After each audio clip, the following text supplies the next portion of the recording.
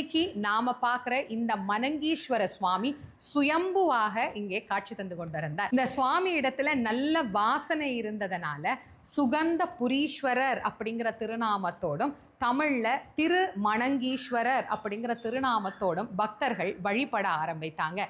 திருவுடை அம்மன் அப்படிங்கிற திருநாமம் அமைய பெற்றிருக்கிறது. இச்சாசக்தியினுடைய ரூபமாக இங்கே தாயார் எழுந்தருளி அருள் புரிகின்றார்.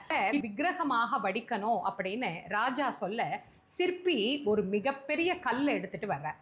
அந்த கல் உருண்டு விழுந்து 3 பாகங்களாக பிளவுபடுகிறது. எடுத்துட்டு வரும்போது அந்த கல் இப்படி 3ஆக பிரிந்து விட்டதே, இது ஏதாவது தெய்வ குத்தமோ அப்படின்னு அந்த சிற்பி திகைத்து நின்று அம்பிகை கிட்ட முறையிட, அம்பாள் நான் 3 ரூபமாக உள்ளவள், இச்சை, கிரியை, ஞானம் என்கின்ற 3 சக்தியின் வடிவமாக என்னை வடித்து கொடு அப்படின்னு அந்த சிற்பி கிட்ட சொல்ல, அந்த ஒரே சிற்பியினால் வடிக்கப்பட்ட 3 அம்பிகையில ஒன்றுதான் இந்த